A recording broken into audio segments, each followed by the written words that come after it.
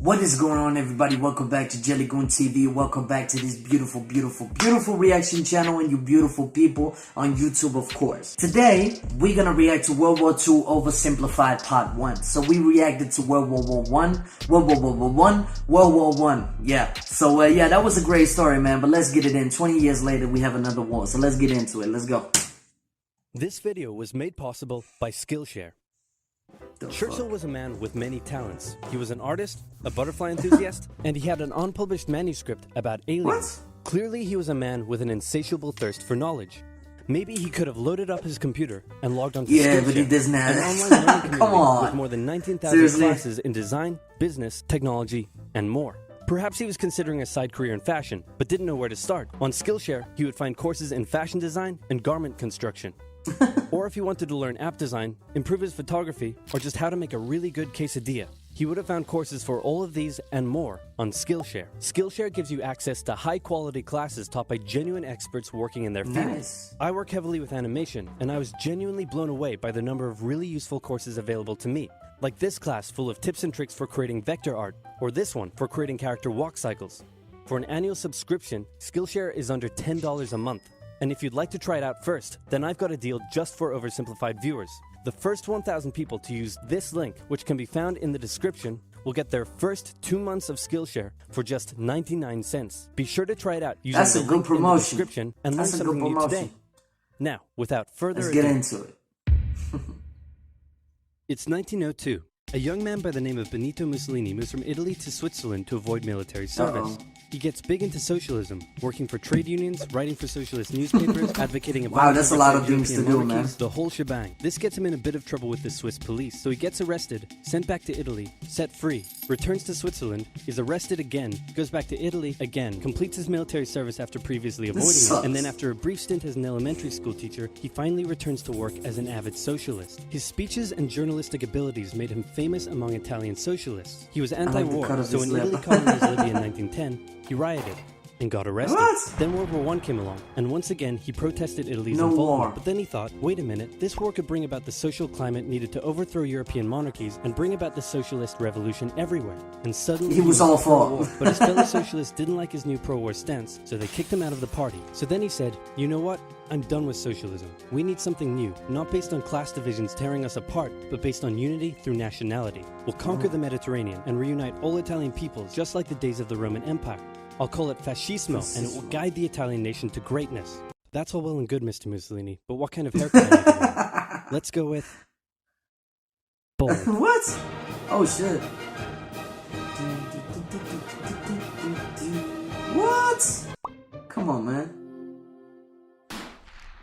World War I Oversimplified. Italy had been on the winner's side in World War I, and they hoped they were going to get a lot out of it, but in the end, they only got a little, and they felt cheated. On top of that, a bad economy and weak governments meant that the Italian people were a little unhappy. So when Mussolini came along and said that he could fix everything, his fascist movement gained a lot of support. In 1922, he went to the king and said, make me prime minister, or I'll make me prime minister. And the king said, you and what army? This army.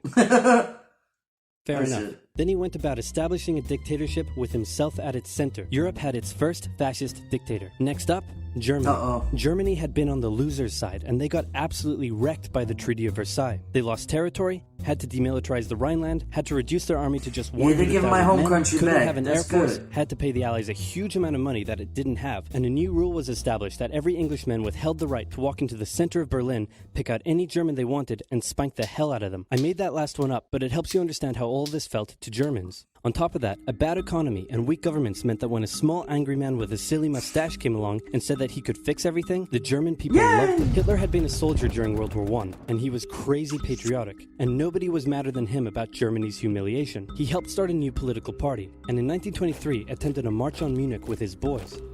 And then he got arrested. But his popularity grew and grew, and in 1933, the president made him chancellor. He believed he was Germany's great destined savior, and he went full megalomaniac, establishing a dictatorship with himself at its center. Europe had fascist dictator number 2. Hitler and Mussolini had a lot of the same ideas, but more importantly, they had the same enemies, and they started to get along. Anyone else want to be friends?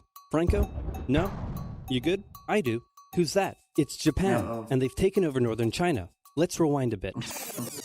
Japan had isolated itself from the rest of the world for over 200 years until the Americans showed up and said, you're going to trade with us and you're going to like it. Then the Western powers imposed a bunch of unequal treaties, meaning Japan's economy was bust. They also had no natural resources, so they decided to go get Typical some. They went to war Americans. with China to gain a sphere of influence over Korea, and they took a bunch of China's stuff. What? But then the West said, hey, cut that out. And since Japan couldn't take on the West, they said, okay, I guess we'll just go home. Wait a minute, what are you doing? Taking advantage of a weakened China and setting up spheres of influence. But I was the one who weakened them. We know. And you guys didn't let me have anything. We know. That seems unfair. We know. We don't think so. Yeah. Okay, see ya. So Japan thought, screw this, and went to war with Russia, and stunned everyone by actually winning. Ooh. Then they fully annexed Korea, but they didn't stop there. In World War I, they took Germany's colonies and islands in Asia. And then in an incident that was maybe staged by the Japanese army, a bomb blew up a Japanese train in Manchuria, giving them an excuse to launch an invasion and take over. So here's the situation. Nazi Germany, Fascist Italy, and Japan all believe they're racially superior, all feel hostility towards the Allies, and all want to militarize and take over more stuff. And so they did. Let's start with Germany. Hitler hated the Treaty of Versailles, and now he was ready to begin undoing it. In complete violation of the treaty, the first Luftwaffe squadrons were set up, conscription was introduced, and he pimped up his army. The Allies did nothing. Then Hitler sent his army back into the demilitarized Rhineland, giving orders to immediately retreat if the Allies showed up. The Allies did nothing. With his military re-strengthened, he could now move on to step 2. He wanted to rapidly increase the Aryan population, and to do so, he needed Lebensraum, or in other words, he would have to take over the world. But for now, a good portion of Europe would do, and he began eyeing up his neighbors. The Allies Please don't. finally started to get worried, so they implemented a Leave us fairly alone. useless diplomatic strategy called appeasement, and it went a little something like this. Hitler would say, I want that thing, and the Allies would say, you can't have that thing. Okay, you can have that thing, but no more. I want that thing. And repeat. In Yeah, 1938, Hitler's army marched into Austria and just took it, with no Yeah, resistance. Boom, this is Germany now. Next, he demanded to be given the Sudetenland, an area of Czechoslovakia with many ethnic Germans. The Allies held a meeting with Hitler in Munich and said, look, we're going to give you what... Hang on, this meeting is about the territory. Shouldn't I come Yeah, to the true. meeting too? Anyway, we're going to give you what you want. Really? Yeah. Just like that? Yep. What's the catch? Just sign this piece of paper promising you won't invade the rest of Czechoslovakia. Okay. What? Then Chamberlain returned home victorious, waving his signed piece of paper in the air, declaring crisis to be averted and the continuation of world peace, and we built a statue of Chamberlain in his honor, and every day on the 30th of September we celebrate Chamberlain Day. Hitler's invading the rest of Czechoslovakia. What? He's invading the rest Of course of he does, man. Czechoslovakia? He don't give a fuck. Oh. You lied to me. What do you expect? Yeah, exactly. I'm Hitler. Hitler. Not to be outdone, Sure. Mussolini also wanted to get in on the action. He thought to himself, isn't there a not yet colonized nation somewhere which is so underdeveloped that the people would be defending themselves against our tanks with literal bows and arrows and wooden spears? Africa. Oh, there is? Okay, never mind. Sorry. Fantastic. And so he took it. Italy also wanted to control the entrance to the Adriatic Sea, so they occupied Albania.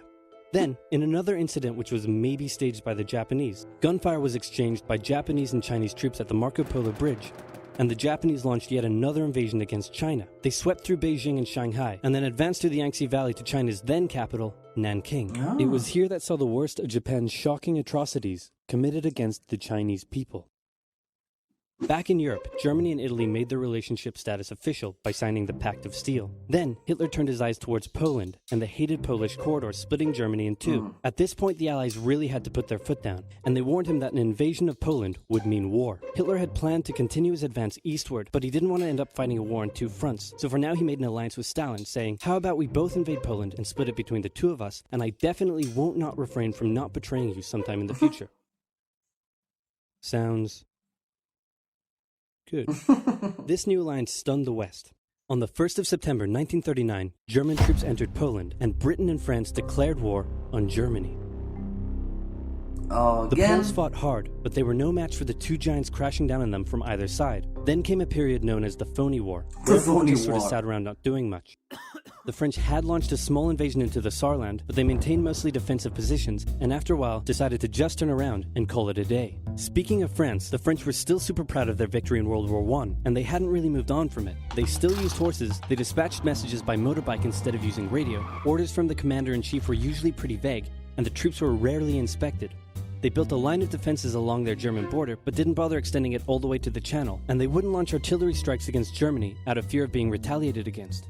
In a war, They didn't want to attack the enemy. And at first the UK wasn't much better. Chamberlain still naively hoped that the war could be ended diplomatically. Instead of bombing raids, the RAF dropped propaganda leaflets over German cities, which one air marshal said likely did nothing but provide the continent with toilet paper for the duration of the war. They also only sent 200,000 to France, while the French had mobilized millions. Both Britain and France wanted to avoid a repeat of the First World War, and so they wanted to keep the war as far from home as possible. So they turned their eyes north, towards Norway. Neutral Sweden was exporting iron ore to Germany through neutral Norway, so the Allies asked them if they could please stop exporting iron ore to Germany, but this request was refused. Then, the Soviet Union attacked Finland, so the Allies said, how about we land troops in Norway and move them across Sweden to go help out your good pal Finland, and along the way maybe take control of all your airfields. But Norway and Sweden still said no. So the UK mined the waters around Norway to force any transport ships into international waters, and they also attacked a German tanker they found in the area. Hitler realized what the Allies were up to, and he quickly moved to secure his supply of iron ore. He launched an invasion through Denmark into Norway. The Allies rushed to land troops at key ports along the coast, but Germany had taken control of Norway's airfield, and their air superiority decided the fight.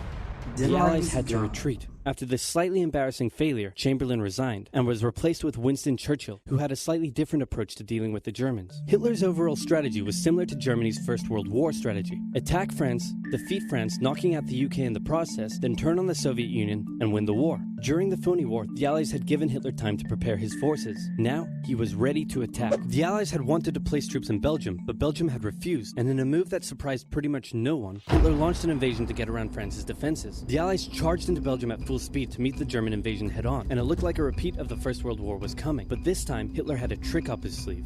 Blitzkrieg. As the Germans advanced, they sent thousands of refugees westward, slowing down the Allies. Then, to the south, the French had left the Ardennes, an area full of hills and forests, pretty underdefended because they thought it was naturally impenetrable. Well, the Germans were about to penetrate it with everything they had. They smashed 50 Wehrmacht divisions through and encircled the Allied armies at lightning speed. The best of the Allied forces were now trapped. The Germans squeezed in from all sides, taking out France's best armies and nearly wiping out the British too. But they managed to make a desperate last-minute escape at Dunkirk, with British civilian ships even making the perilous I've seen this one. home. With most of the French forces depleted, the Germans breezed through, taking Paris, and France fell. What the Germans couldn't do in World War I, Hitler had done just like that. That's crazy. Hitler hoped that with the fall of France, the UK would also lose hope and sue for peace. But quite annoyingly, it didn't, and he needed to secure the Western Front, so he tried to force them into submission with mind games. The UK were now all alone, and Hitler wanted to emphasize that. First of all, just before France fell, Italy finally declared war on the Allies, making the UK's situation even worse. Next, instead of just occupying all of France, Hitler occupied the coastal areas for defense,